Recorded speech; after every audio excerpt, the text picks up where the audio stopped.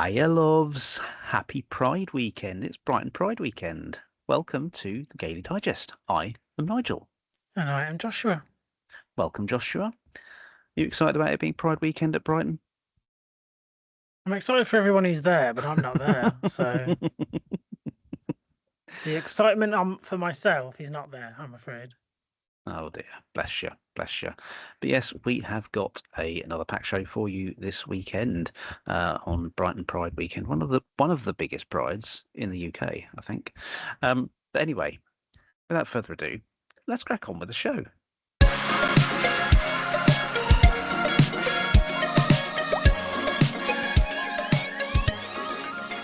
So this week, the obvious biggest news that there's been was the Berlin Pride attack.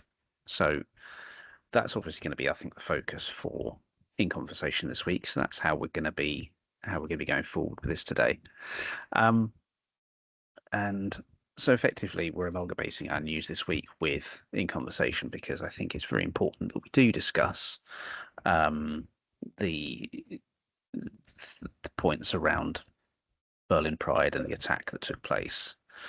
And obviously that's the biggest news. And I think it's important that we talk about this in a way that obviously we're respectful to the victims during this, and we're calling out the subsequent hate that followed from it.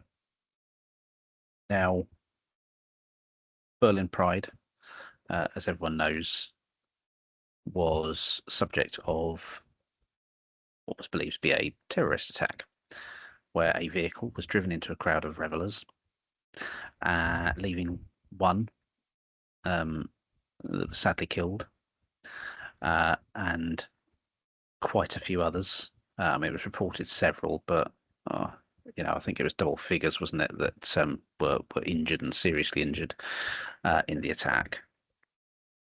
And it sort of brings back the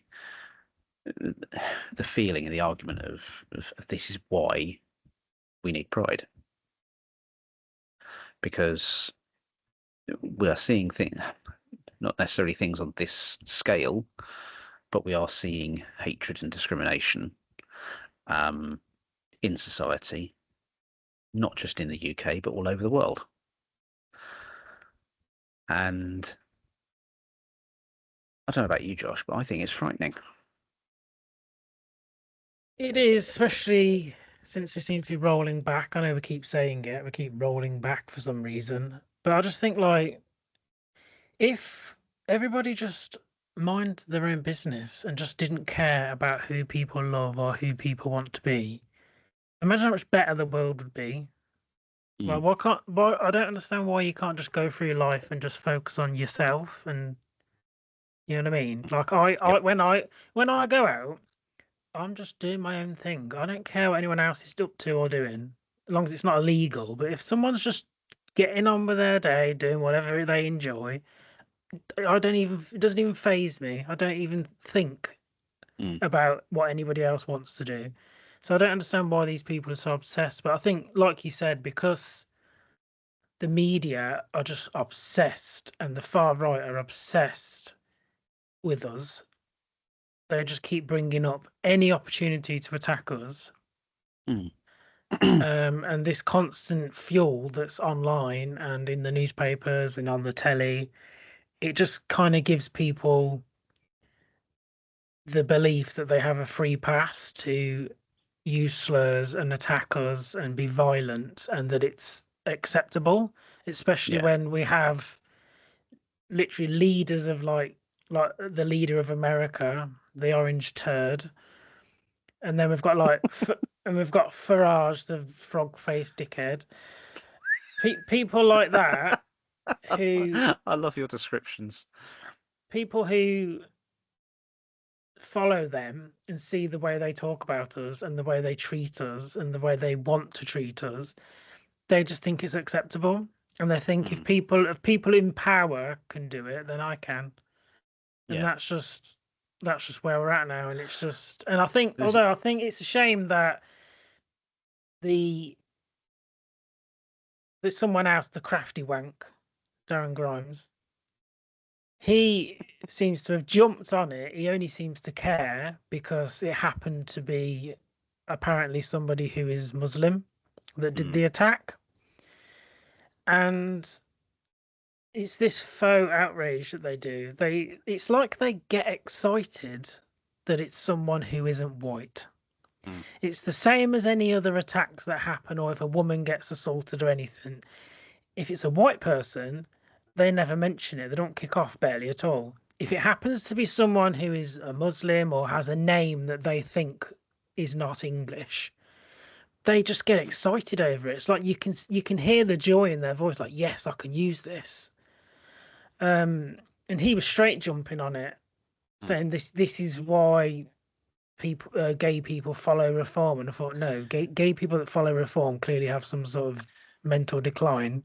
But this is this thing that obviously we're going to move on to in respect of that, how obviously Berlin Pride was attacked on the 25th of July. It has been deemed to have been an Islamist extremist terror attack. One woman was killed and at least 29 others were injured after a vehicle was driven into the crowds before attacking people with a bladed weapon. Now, I mean, the use of the vehicle alone is shocking and appalling, but then to jump out and start attacking people with bladed weapons, it makes it just worse, just as worse. But the point you raised about the fact that people are jumping on it because it's deemed to have been an Islamist extremist that has conducted the attack. Now, yes, people are jumping on that. What's frustrated me about it is the arguments that you're getting online about it. The people that are debating it and this, that, and the other are all now using the LGBTQ plus community to a degree to try and twist our views into hating anyone who's Muslim. And the reason why they're doing that is because of what they perceive to be Muslim interpretations of our community.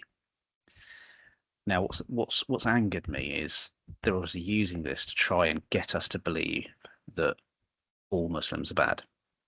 Now, we know they're not. It's a minority, like you get in any community. It's a minority that have extremist views and that will want to wish harm on others. You get it in all walks of life, all communities. You will always get your extremists in all communities.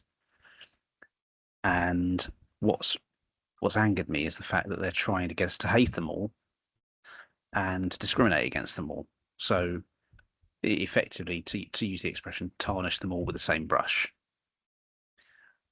Now, that's like saying that all gay people are paedophiles or all trans people are predators that want to attack women. It's using those harmful tropes that fuel distrust. And I just feel that our community is being used, or has been used to a degree, to fuel people's arguments. You know, your Islamophobes that want to fuel that argument that they're all bad. And these are the sorts of people that are using us for that argument, but would quite happily use homophobic slurs, discriminate against lesbians, gay, bisexual, transgender people, and they couldn't give a toss about us, but they're using us for that. That'd be right? I agree. Thank you. I'm glad you agree there. But yeah, and I think it highlights the importance of why we have pride, why we still need pride, because we still have people out there that want to silence us, that want to shut us down. I mean, only today I've seen articles about Brighton Pride, Obviously, Brighton Pride is this weekend. By the time this episode goes out, we'll be in sort of the tail end of Brighton Pride. But, articles that have been shared, Brighton Pride, what you need to know. Obviously, security's been heightened for Brighton Pride because of what happened in Berlin. And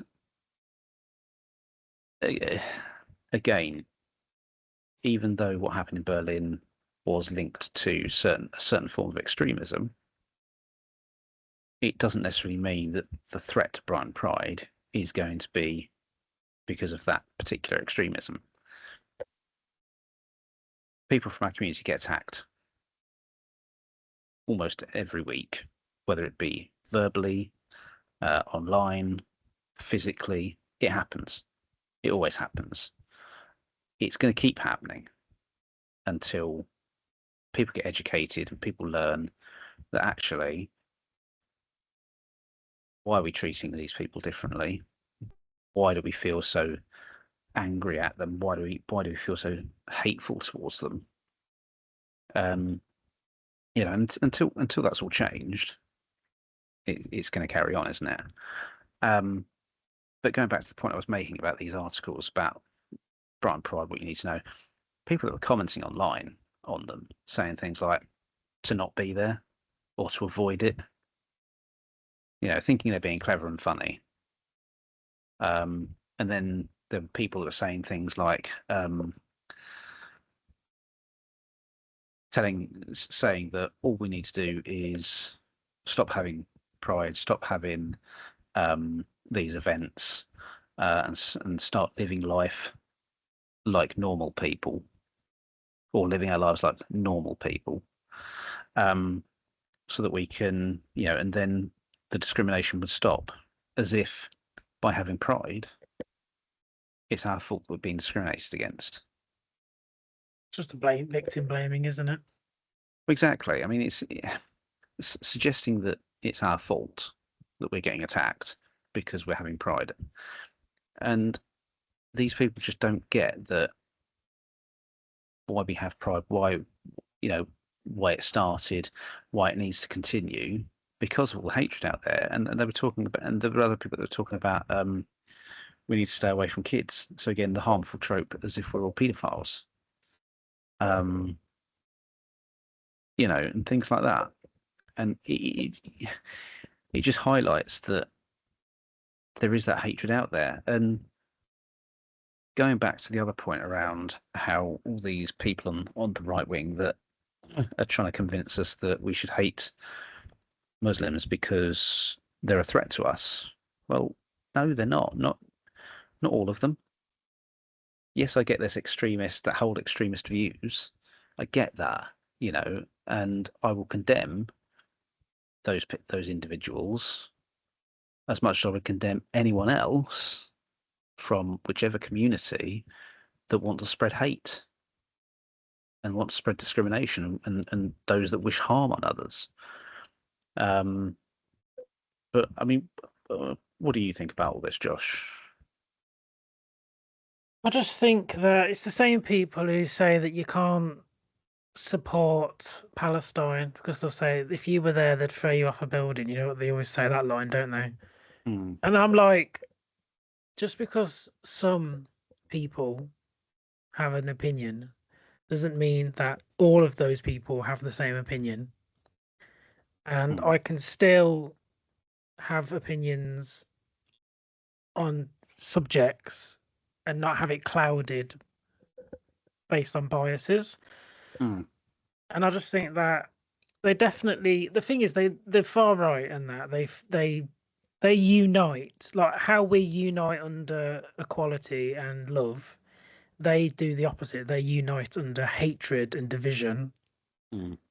That's what they feed on. That's it's always been that way throughout history. If you look at the way the Nazis happened, it's always they create it's us and them, and then they say they're going to invade you, they're going to take over, they're going to do this, they're not like us. It's always invade, isn't it? They always seem obsessed on invasions. It's because it's that's what the far right do. They scare you, And not to be horrible, but most people that believe it aren't very well educated, so they just They're believe not very bright, are they? that they don't have critical thinking, so they don't look into things, they just believe it, and then they get scared, and then they have this irrational fear, and then that fear creates like a clouded vision, so they can't see what's right in front of them because they've got this fear.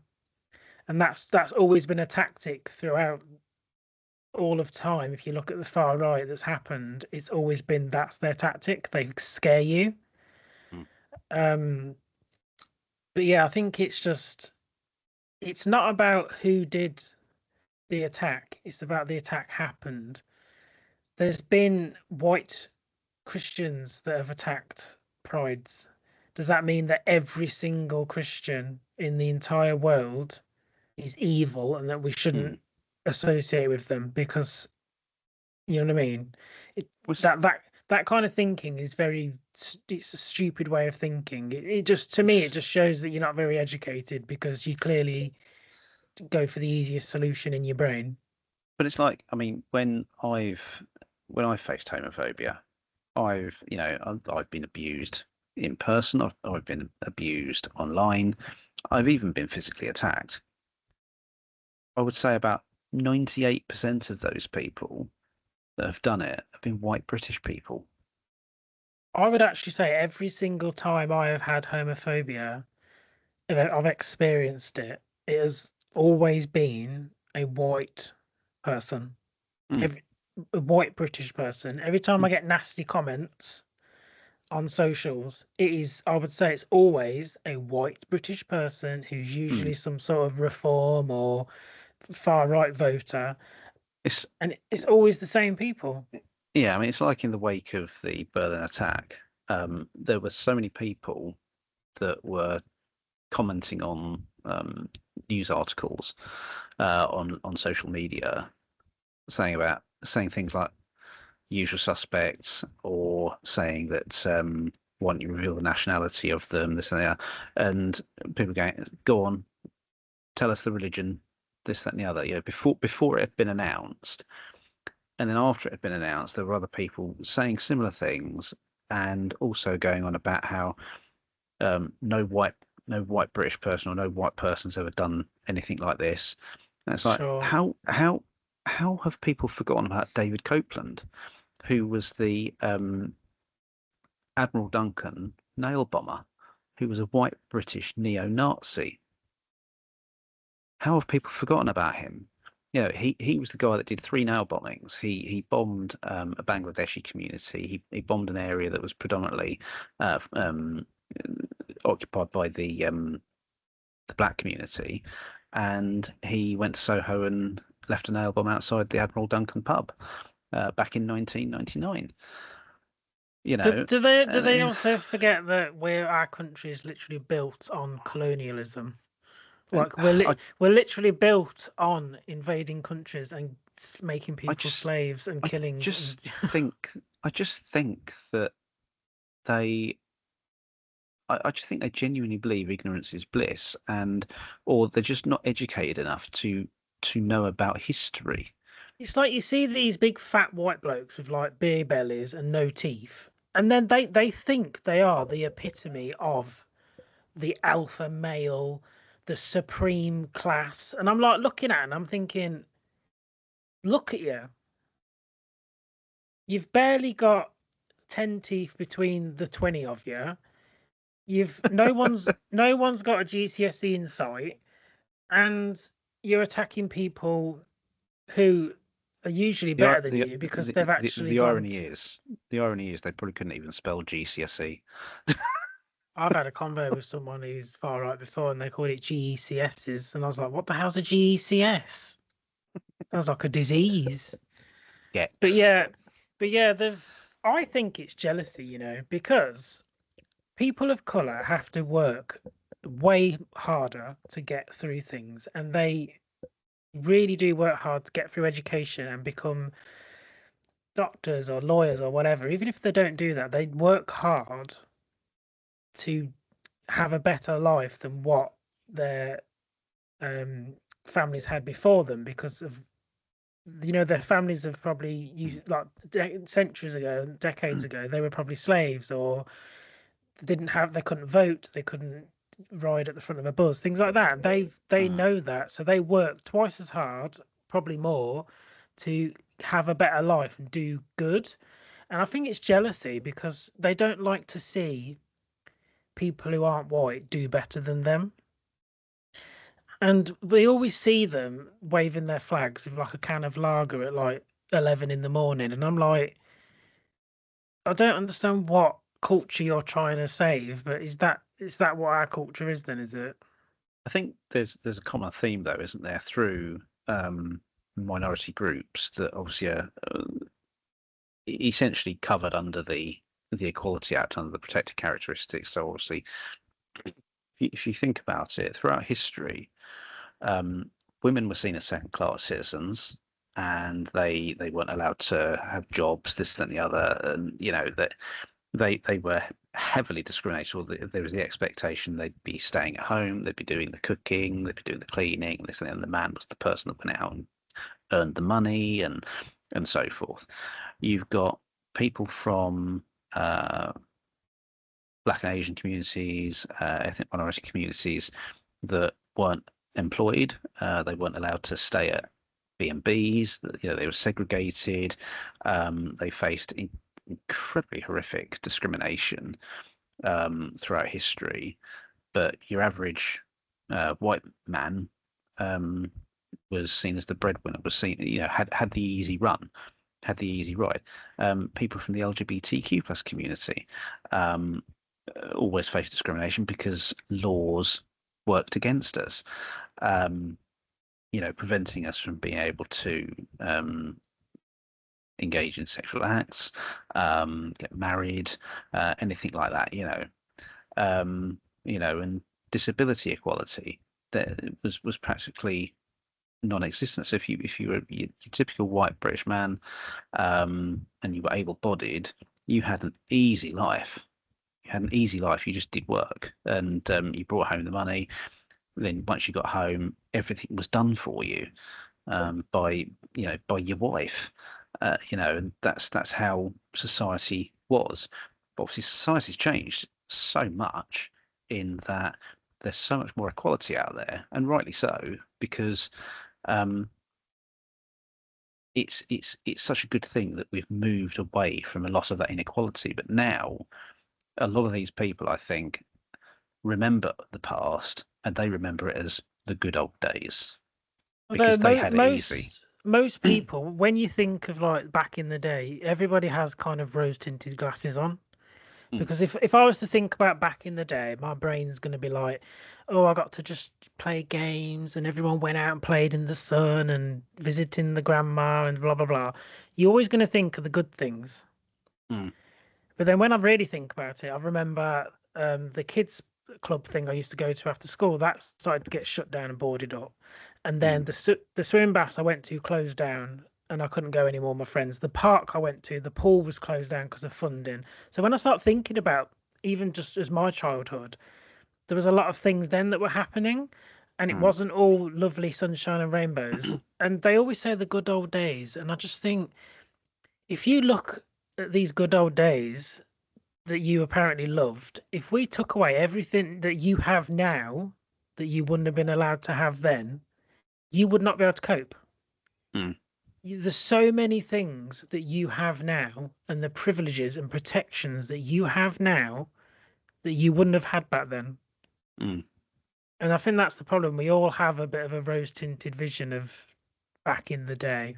Because mm, we always do think back in the day it was great because we didn't have any worries, it was carefree, blah, blah, blah.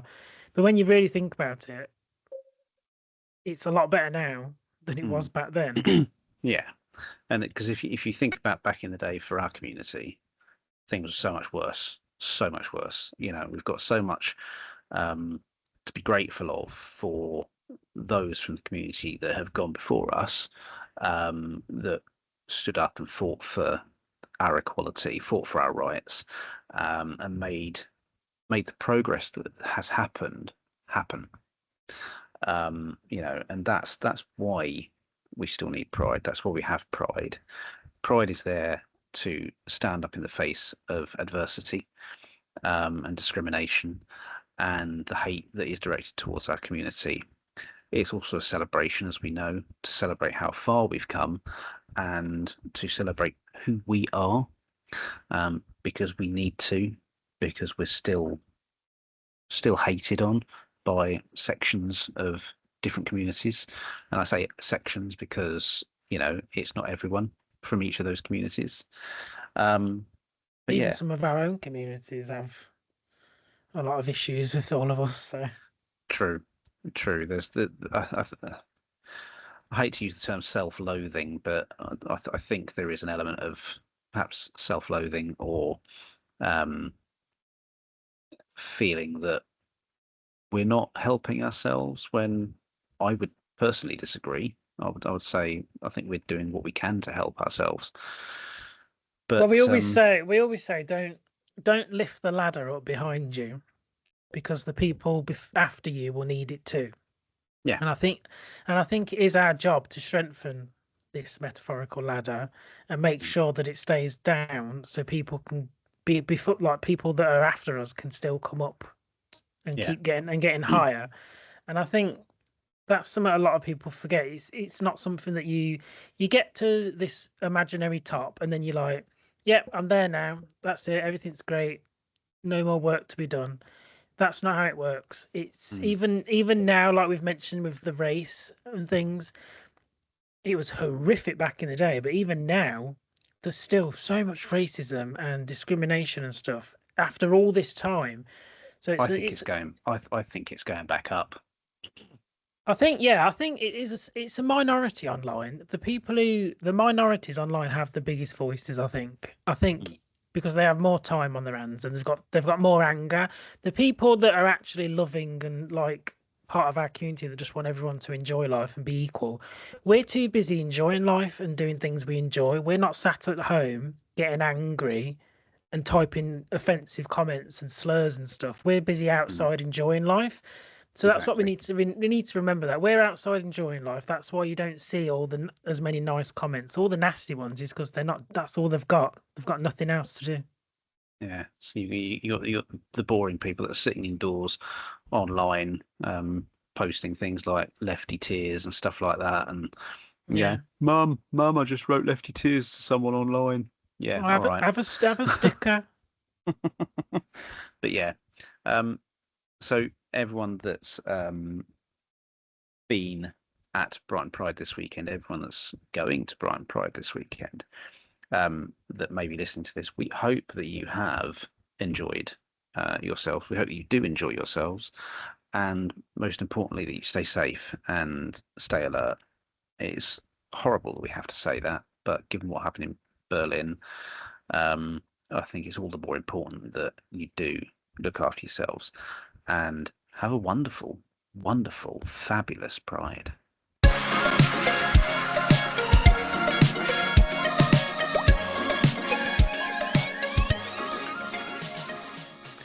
It's now time for Josh to be a moany old bitch. It's the complaints closet.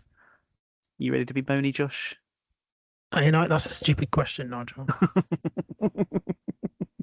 I can moan about anything and anyone at any time. Don't I know it? Anyway, what is your complaint this week? My complaint is going to be nosy neighbours. You know exactly who I'm talking about. I do. Now, I have 2 neighbours that live over the road. They're probably never going to listen to this, but if they do, I ain't bothered. I might send them a link.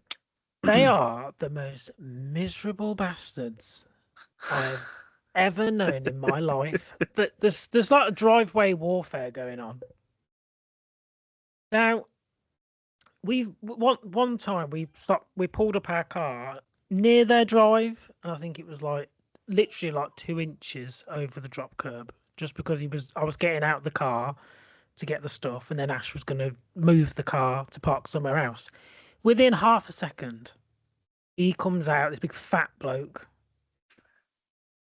Do you want to use my drive? And Ash was like, no, you're all right. He didn't like that. And he's like, you can't block my drive. And he's like, I'm not blocking your drive. Ash hadn't even got out of the car. The car was still on. And I explained, he's just stopped so I can get out with the stuff, and then he's going to go and park the car. Well, that's all right then. Well, if you would have stayed inside for the next 10 seconds, you would have seen it move. But that was ages ago. And then after that, they like Well, you do harbour these things over a long time, don't you? I do.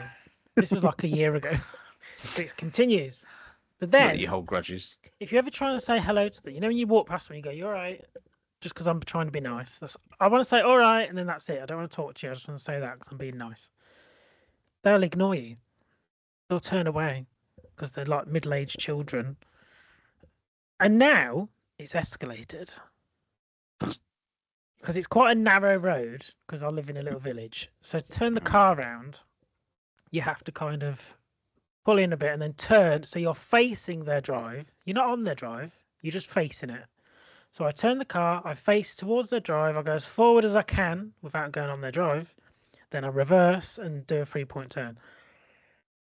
Every single time, as soon as my car starts to move anywhere near their house, she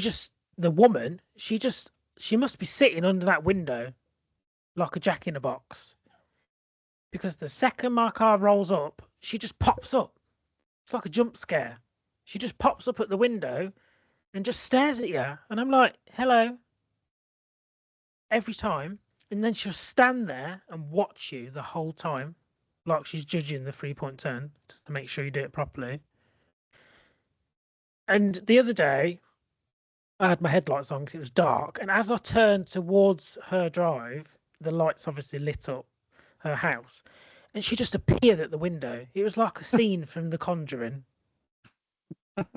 You know in a horror film when they look upstairs at a house window and there's like a ghost in the window. Yeah. That's what she does. She just appears. She doesn't even try and hide it. And then the other day, her curtains upstairs, she just swung them open and stuck her head in there to watch me. But she was like peeking, and I was like, "Love, your ceiling lights on. It's dark outside. You've just illuminated yourself. You're not hiding." But now she got a plant pot and she put it on her driveway, right against the curb, so you can't go on her drive because there's a plant pot. But I can still turn the car around because I don't use her drive. I just pull up towards it and then turn. So then she changed it, and then she put 2 plant pots. And then yesterday, I looked out the window, and now there's 3 plant pots.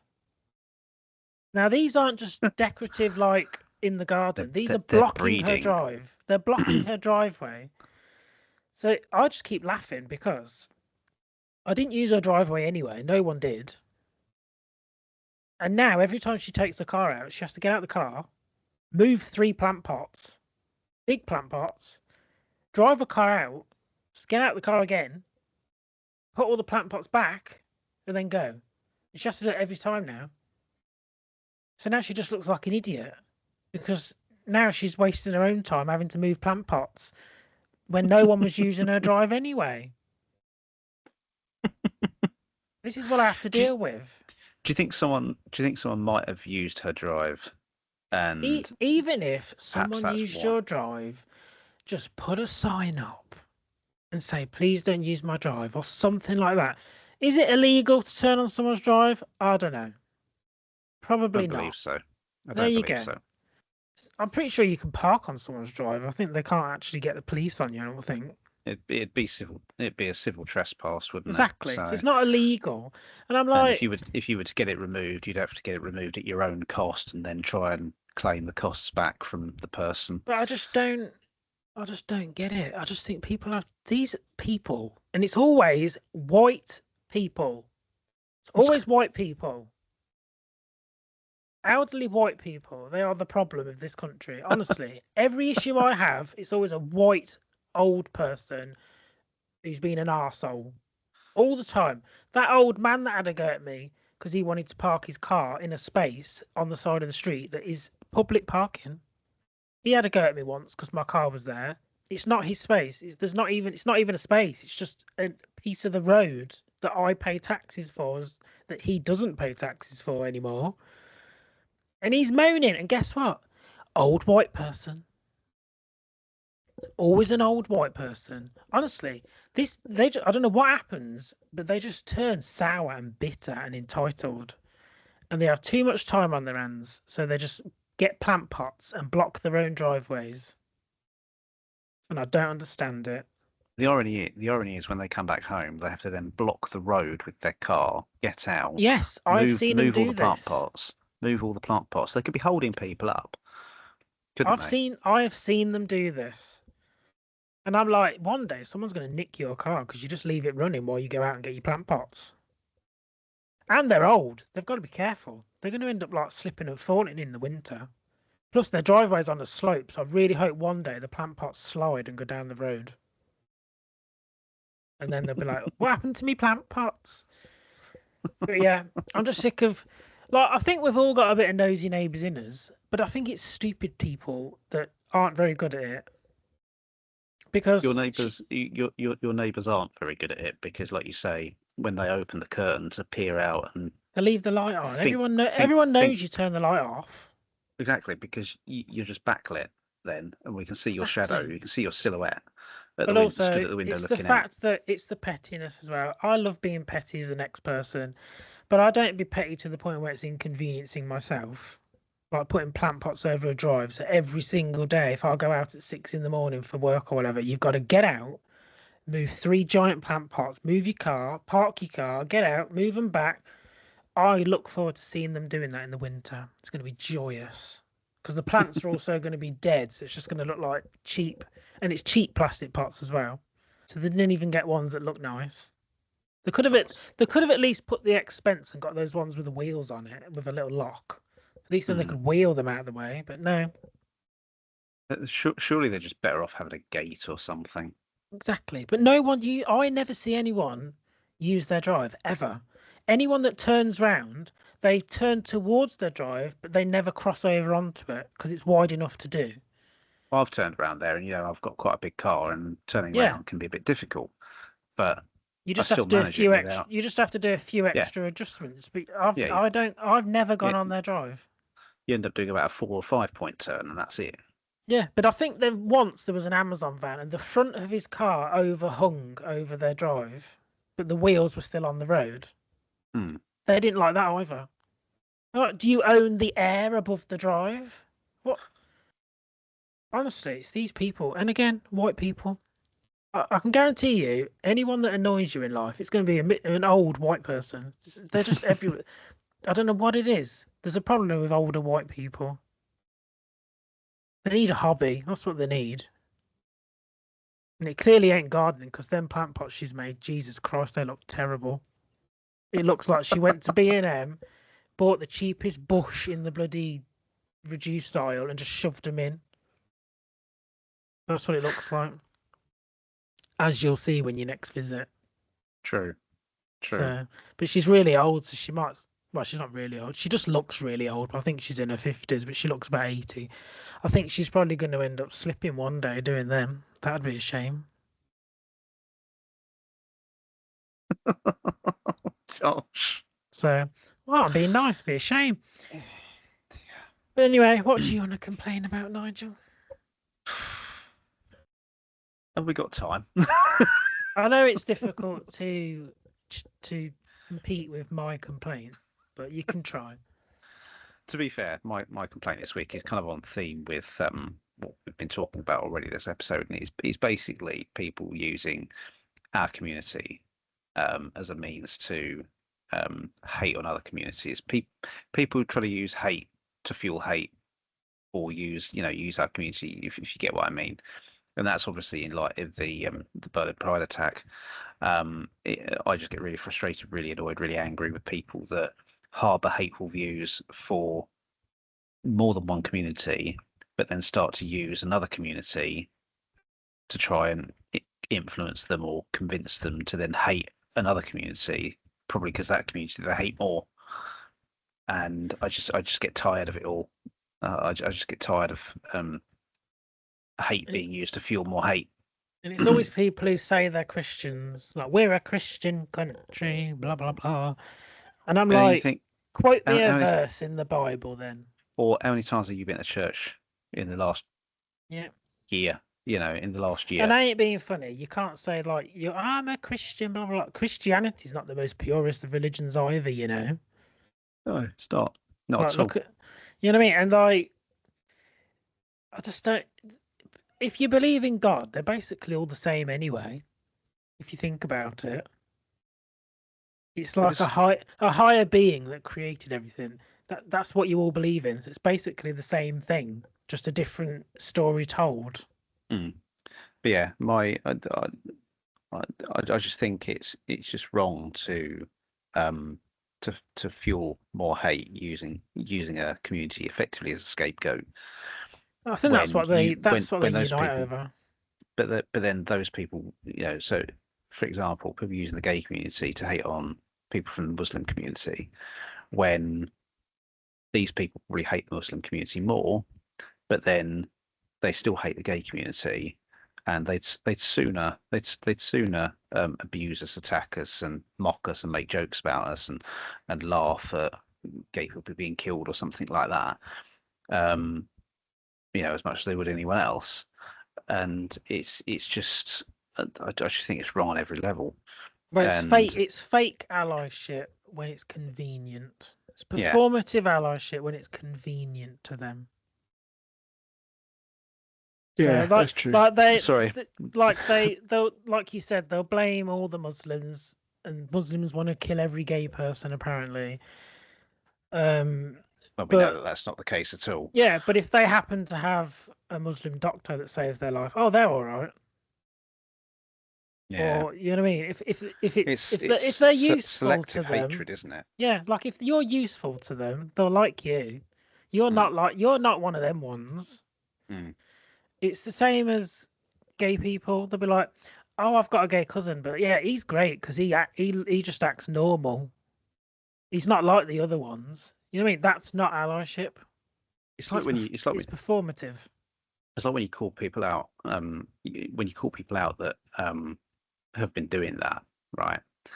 And you make a point of, I'm going to condemn the individual, but I'm not going to condemn the entire community.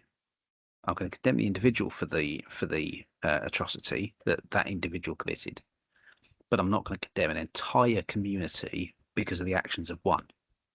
Yeah, I think we And definitely focus on the individual rather than the actual act. yeah, It's like any attacks we've had, the first thing people want to know is what's their religion, what's their race. And I'm like, that doesn't matter right now. What matters is what's happened. People mm, have been hurt or killed or whatever, and the tragedy that is and the trauma that's caused. But they just don't seem to care about that anymore. They don't. no, All they care about is being able to use things for their own agenda. yeah, Because absolutely, it's absolutely, the only way they can defend their views. yeah. Without that, their views just crumble up, and they can't say anything. They can't come up with any defensiveness for it. Mm. But yeah, and it's like people then turn around saying, well, I've got gay friends and they don't agree with pride, they don't agree with it. Okay, well, you may not have gay friends. You may just be saying that to try and shut me up. Yeah, but your gay friend aren't me. Yeah, You know what I mean? exactly. But yeah, that's my complaint this week. It's as I say, on topic for what's happened in the last couple of weeks.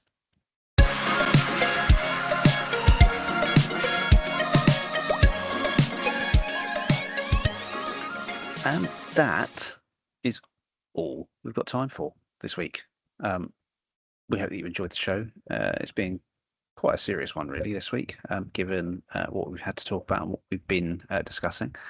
Apart from Josh's moans, obviously. Hopefully that's provided you with some entertainment. Always. Always, always, always. So that is it for this week. So we will see you again in a couple of weeks for another episode. And yeah, we'll go from there. So until then, until next time, stay safe and be happy.